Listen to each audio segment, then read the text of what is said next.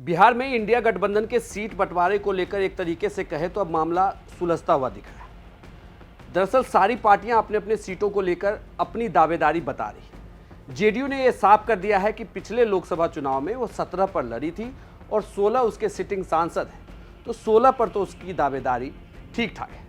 इस बीच एक तस्वीर आती है कि डी राजा नीतीश कुमार और लालू यादव दोनों नेताओं से मुलाकात करते हैं। सीपीआई की तरफ से भी सीटों की मांग रख दी गई है। नमस्कार, प्रणाम, बिहार तक देख रहे हैं आप। मैं हूं आपके साथ इंद्र गुहा। अब यह कहा जा रहा है कि सीपीआई ने 3 सीटों की डिमांड सामने रखी है। ये सीट है बेगूसराय, बांका और मधुबनी।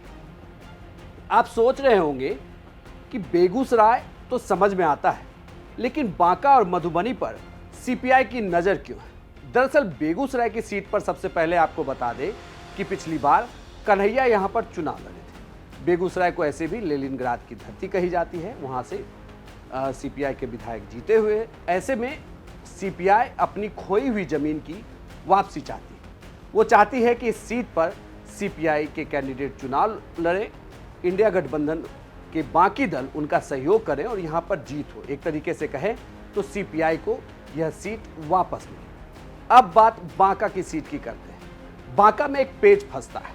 बांका में दरअसल जेडीयू के अभी सिटिंग सांसद हैं। बांका से गिरधारी यादव जेडीयू के सिटिंग सांसद हैं। एनडीए के तहत यह सीट जेडीयू के खाते में गई थी।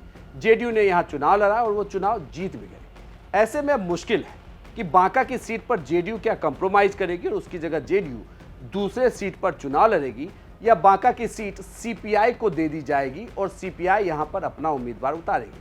हालांकि बांका की सीट पर आरजेडी का भी अपना दावा रहेगा, क्योंकि आरजेडी के भी यहां से सांसद रहे। अब तीसरी सीट, जिस सीट की सबसे ज्यादा चर्चा है, वो है मधुबनी।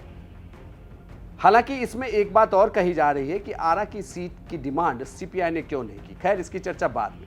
दरअसल सीपीआई की तरफ से एक फेसबुक पोस्ट किया गया, जिस पोस्ट में इन 3 सीटों की बात कही गई। मधुबनी की सीट की बात करें तो 1977 से लेकर अभी तक 4 बार इस सीट पर सीपीआई के कैंडिडेट चुनाव जीते थे। सीपीआई को लगता है कि वहां पर हालांकि 4 बार कांग्रेस भी चुनाव जीती, 4 बार बीजेपी भी वहां पर चुनाव जीती, एक बार जनता दल के कैंडिडेट भी चुनाव जीते। लेकिन अब बड़ी बात यह है कि सीपीआई को लग रहा है कि मधुबनी की सीट पर उसकी वापसी हो सकती है। मधुबनी ब्राह्मण बाहुल सांसद क्षेत्र है। ऐसे में अगर सीपीआई ने मधुबनी को चुना है तो इसके पीछे की जरूर रणनीति होगी। लेकिन एक बड़ा सवाल यह भी उठता है कि आरा जैसी महत्वपूर्ण सीट को सीपीआई क्या छोड़ रही है? क्या आरा पर वो अपना दावा नहीं कर रही है? इस पोस्ट से तो यही लगता है कि आरा को लेकर सीपीआई का फिलहाल कोई दावा नहीं है। आरा की सीट पर क्या वो अपने कैंडिडेट उतारेगी या नहीं, ये देखना बड़ा दिलचस्प होगा, क्योंकि आरा की सीट पर पिछले चुनाव में नंबर 2 पे रही थी सीपीआई में।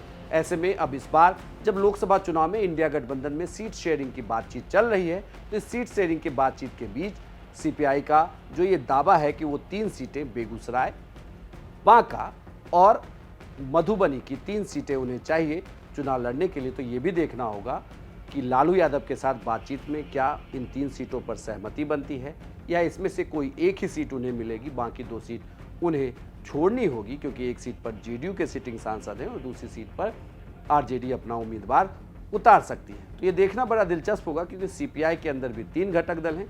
तीनों घटक दलों को मिलकर साथ में चुनाव लड़ना है, इंडिया गठबंधन के अंदर चुनाव लड़ना है। तो यहाँ से देखना होगा कि सीट शेयरिंग में किसे कौन सी सीट मिलती है। लेकिन 3 सीटों पर दावेदारी ठोक कर एक पेच तो फंसता हुआ जरूर नजर आ रहा है कि अगर इन 3 सीटों पर सीपीआई अपने कैंडिडेट देती है, तो फिर आरजेडी और जेडीयू को इनकी बदले में कौन सी सीटें मिलती है, ये देखना बड़ा दिलचस्प होगा। आपको यह जानकारी कैसी लगी हमें कमेंट बॉक्स में लिखकर जरूर बताइएगा, और बिहार की तमाम खबरों के लिए आप देखते रहिए सिर्फ बिहार तक।